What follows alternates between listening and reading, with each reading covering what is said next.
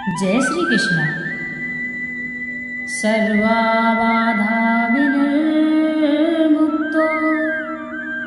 धन धान्यो सुतान्वितः मनुष्यो मत्प्रसादेन भविष्यति न संशयः। श्रीमद् भागवत गीता में भगवान कहते हैं, हे पार्थ, वे आशा की सैकड़ों फांसियों से बंधे हुए मनुष्य काम क्रोध के पारायण होकर विषय भोगों के लिए अन्यायपूर्वक धन आदि पदार्थों का संग्रह करने की चेष्टा करते रहते हैं। उनको आशा की सैकड़ों फांसियों से बंधे हुए कहने का क्या अभिप्राय है? आसुर स्वभाव वाले मनुष्यों के मन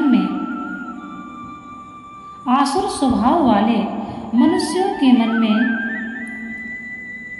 काम उपभोग की नाना प्रकार की कल्पनाएं उठा करती हैं और उन कल्पनाओं की पूर्ति के लिए वे भांति भांति सैकड़ों आशाएं लगाए रहते हैं।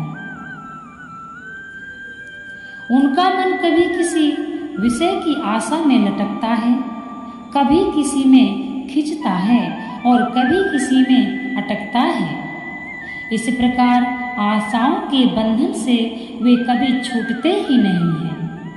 इसी से सैकड़ों आशाओं की फांसियों से बंधे हुए कहा गया है। काम क्रोध परायण का क्या भाव है?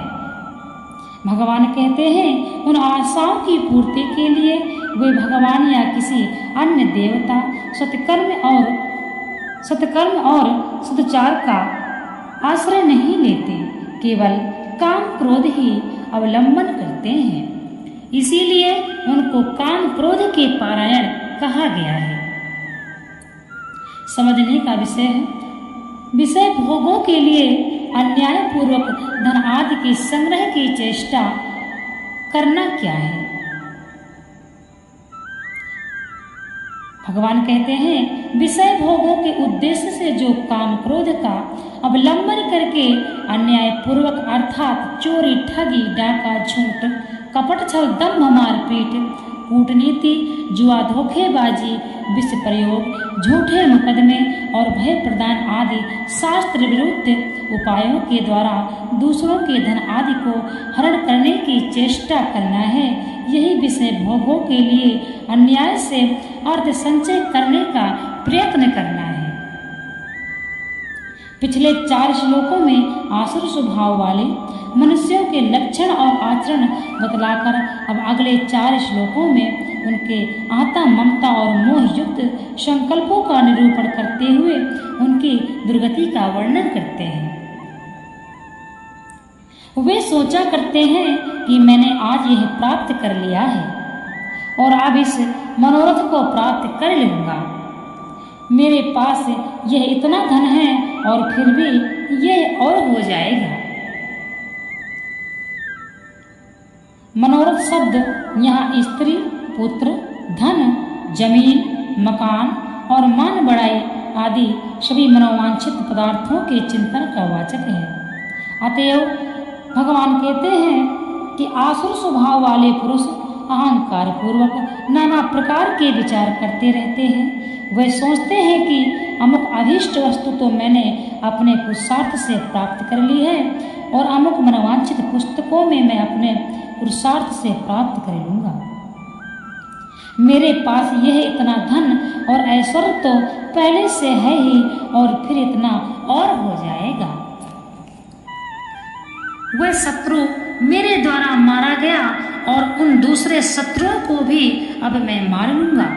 मैं ईश्वर हूँ, ऐश्वर्य को भोगने वाला हूँ, मैं सब सिद्धियों से युक्त हूँ और बलवान तथा सुखी हूँ। वह शत्रु मेरे द्वारा मारा गया है और उन दूसरे शत्रुओं को भी मैं मार डालूंगा। इस कथन का क्या अभिप्राय है? काम उपभोग को वह भी परम पुरुषार्थ मानने वाले आसुर स्वभाव के मनुष्य काम क्रोध परायण होते हैं। ईश्वर धर्म और कर्म फल में उनका जरा भी विश्वास नहीं होता। इसीलिए वे अहंकार उन्मत्त होकर समझते हैं कि जगत में ऐसा कौन है जो हमारे मार्ग में बाधा दे सके या हमारे साथ विरोध करके जीवित रह सके।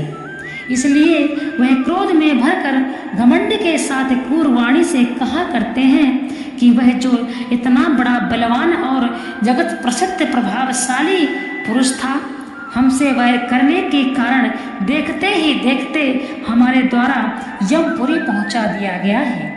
इतना ही नहीं, जो कोई दूसरे हमसे विरोध करते हैं या करेंगे, वे भी चाहे जितने ही बलवान क्यों ना हो, उनको भी हम अनायास ही मार डालेंगे।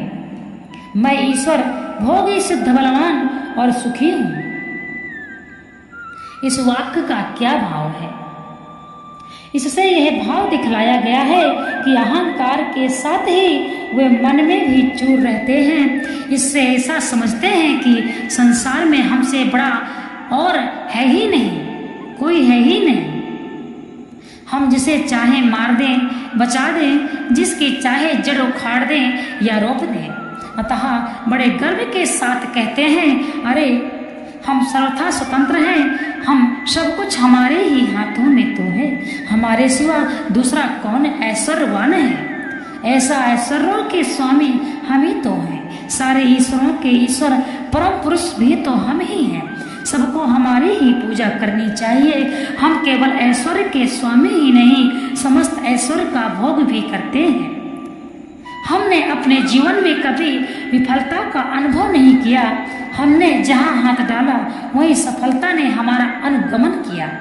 हम सदा सफल जीवन हैं, परम सिद्ध हैं। भविष्य में होने वाली घटना हमें पहले से ही मालूम हो जाती है। हम सब कुछ जानते हैं, कोई बात हमसे छिपी नहीं है। इतना ही नहीं, हम बड़े बलवान हैं। हमारे मनोबल या शारीरिक बल का इतना प्रभाव है कि जो कोई उसका सहारा लेगा वही उस बल से जगत पर विजय पा लेगा। इन्हीं सब कारणों में हम जगत पर विजय पा लेगा। इन्हीं सब कारणों से हम परम सुखी हैं। संसार के सारे सुख सदा हमारी सेवा करते रहते हैं। मैं बड़ा धनी और बड़े कुटुंब वाला हूँ, मेरे समान दूसरा कौन है। मैं यज्ञ करूँगा, दान दूंगा और आमोद प्रमोद करूँगा। इस प्रकार अज्ञान से मोहित रहने वाला तथा अनेक यहाँ पर भगवान जो व्यक्ति अहंकार करते हैं और उनको यह गर्व अहंकार रहता है कि मैं ही सब कुछ हूँ, मैं सबसे बलवान हूँ, तो भगवान कहते हैं इस प्रकार अज्ञान से मोहित रहने वाला तथा अनेक प्रकार से भ्रमित चित्त वाले मोह पुरुष जाल से समावृत और विषय भोग में अत्यंत आसक्त असुर लोग महान अपवित्र नरक में गिरते हैं। मैं बड़ा धनी हूँ और बड़े कुटुंब वाला हूँ, मेरे पास दूसरा कौन है। इस कथन का क्या तात्पर्य है? कहते हैं भगवान, इससे आसुरी प्रकृति वाले मनुष्यों के धन कुटुंब संबंधी घमंड का स्पष्टीकरण किया गया है। हे अर्जुन, अभिप्राय यह है कि वे असुर स्वभाव वाले पुरुष अहंकार से कहते हैं कि हमारे धन का और हमारे कुटुंबी मित्र, बांधव, सहयोगी, अनुयायी और साथियों का पार ही नहीं। हमारी एक आवाज से असंख्य मनुष्य हमारा अनुगमन करने को तैयार हैं। इस प्रकार धन बल और जन बल में हमारे समान दूसरा कोई भी नहीं है। मैं यज्ञ करूंगा, दान दूंगा, इस कथन का क्या तात्पर्य है? इससे उनका यज्ञ और दान संबंधी मिथ्या अभिमान दिखलाया गया है। अभिप्राय यह है कि आसुर स्वभाव वाले मनुष्य वास्तव में ना तो सात्विक यज्ञ दान करते हैं और ना चाहते ही हैं, केवल दूसरों पर रोब जमाने के लिए यज्ञ और दान का ढोंग रचकर अपने घमंडों को व्यक्त करते हुए कहा करते हैं कि हम अमुक यज्ञ करेंगे, बड़ा भारी दान देंगे, हमारे समान दान देने वाला और यज्ञ करने वाला दूसरा कोई नहीं है। मैं आमोद प्रमोद करूंगा, इस कथन का क्या भाव है? हे पार्थ, इससे उनका सुख संबंधी मिथ्या अभिमान दिखलाया गया है। वे आसुर स्वभाव वाले लोग भली भांति ढींग दागते हैं, गर्व में फूल कर कहा करते हैं कि आहा फिर कैसी मौज होगी, हम आनंद में मग्न हो रहेंगे, मजे उड़ाएंगे। इससे भगवान यह भाव दिखाते हैं कि वे आसुर स्वभाव वाले लोग 13वें श्लोक में लेकर यहाँ तक बतलाए हुए अहंकार रूप अज्ञान से अत्यंत मोहित रहते हैं। सबसे बड़ी बात भक्ति में भाव चाहिए। भक्ति ना अमीर कर सकता है, ना कोई भक्ति का ऐसा कोई नियम है कि कोई अमीर ही भक्ति करे या कोई सुंदर व्यक्ति ही भक्ति करे या कोई ज्ञानी भक्ति ही करे।